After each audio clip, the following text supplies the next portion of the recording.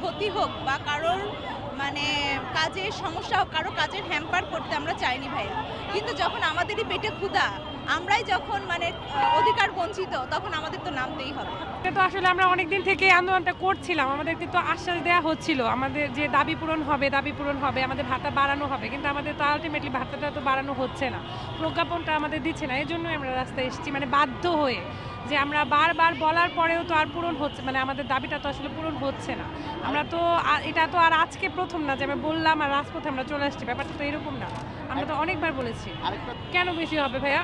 আমাদের সাথে আমরা যারা ট্রেনি, আমাদের সাথে যারা পোস্ট গ্রাজুয়েশন মানে টা করছে, মানে যারা সরকারি গভর্নমেন্ট যারা বিসিএস ক্যাডার, ওনারাও কিন্তু আমাদের সাথে একই সময় একই সাথে কাজ করছে। তারাও যে বিশেষজ্ঞ ডাক্তার হবে, তারাও যে ডিগ্রিটা পাবে, আমরা তো সেম ডিগ্রিটা পাবো। ঠিক আছে, একই প্রতিষ্ঠানে আমরা একসাথে কাজ করছি, তাহলে তাদের বেতন স্কেল 50,000 টাকা হবে আর আমাদের বেতন স্কেল 25,000 টাকা কেন হবে? আমরা তো এক সমান তালে কাজ করছি, সমান কাজ করছি। তারাও তো ট্রেনি, তাদের থেকে আমরা আরও বেশি কাজ করছি। তারাও তো ট্রেনি, মানে আমরা বিসিপিএস এর আন্ডারে, মানে বিএসএমএমইউ এবং বিসিপিএস এর আন্ডারে একটা পরীক্ষা হয়, সেই পরীক্ষার মাধ্যমে উত্তীর্ণ হয়েই তো আমরা এই ট্রেনিংয়ে আসি। মানে এই ট্রেনিং ছাড়া কেউ মানে বিশেষজ্ঞ চিকিৎসক হতে পারবে না, বিসিএস ক্যাডাররাও না, আমরাও না। আমরা সমান তালে একই সাথে সবাই কাজ করি। এই 5টা বছর ওনাদেরও যে কাজ করতে হবে, ওনাদের থেকে আমরা আরও যারা প্রাইভেট ট্রেনে আছে আমরা আরও বেশি কাজ করি। তো সমান কাজ করে তাহলে কেন তারা ভাতা বেশি পাচ্ছে? আর তাদের তো বেতন, তারা তো সারা জীবন পাবে, আর আমাদেরটা তো ভাতা, আমরা তো মাত্র 5টা বছর পাবো। আমরা উইকলি এটা হচ্ছে 60,000 টাকার মতো, মানে 60 আওয়ারের মতো আমরা কাজ করছি, 60 আওয়ার্স, 60 to 72 আওয়ার্সের মতো আমরা পার উইক কাজ করছি। আর আমরা যদি আপনি পাশের দেশ বিবেচনা করেন, মানে ইন্ডিয়ার কথা বিবেচনা করেন, ওরা সর্বনিম্ন 70,000 থেকে ওদের 1,20,000 টাকা পর্যন্ত ট্রেনিদের দেওয়া হয়।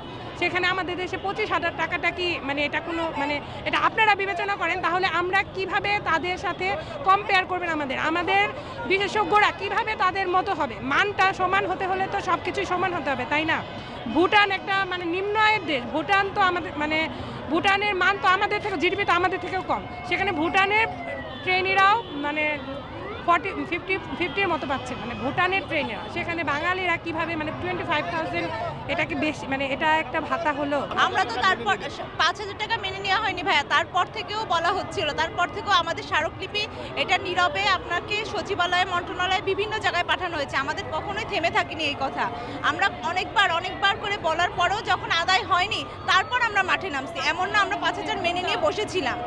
ঠিক আছে, আমাদের দাবি বরাবরই আপনার বাড়ানোর জন্য যে ছিল, সে যখন বাড়ানো হচ্ছে না, কন্টিনিউয়াসলি আমাদের আশ্বাস দেওয়া হচ্ছে হ্যাঁ বাড়ানো হচ্ছে, আজকে মন্ত্রণালয়ে গেছে, আজকে জনশাসন মন্ত্রণালয়ে গেছে, আজকে অমুক মন্ত্রণালয়ে গেছে, আপনাদের দাবি দেখা হচ্ছে, বাড়ানো হবে, এই আশ্বাসে আমাদের রাখা হচ্ছিল। যখন একান্তই আমরা দেখছি যে হচ্ছে না, তারপর আমরা নামতে বাধ্য হয়েছি। আমরা কারোর ক্ষতি হোক বা কারোর মানে কাজের সমস্যা হোক, কারো কাজের হ্যাম্পার করতে আমরা চাইনি ভাইয়া। কিন্তু যখন আমাদেরই পেটে ক্ষুধা, আমরাই যখন মানে অধিকার বঞ্চিত, তখন আমাদের তো নামতেই হবে। যখন আমরা যখন নজরে আসতেছি না, আমরা যখন মানে সিস্টেমিক ওয়েতে বলার পরেও যখন আমাদেরকে নজরে নেওয়া হচ্ছে না, আমাদেরকে গুরুত্ব দেওয়া হচ্ছে না, তখন তো আমাদেরকে রাস্তায় না নামা পর্যন্ত তো দেখছেন। রোগীরা চিকিৎসা পাচ্ছে না এটা না ভাইয়া, যারা আমাদের হাসপাতাল ফাঁকা নাই, এখনো যে দেখেন এখনো চিকিৎসা চলতেছে।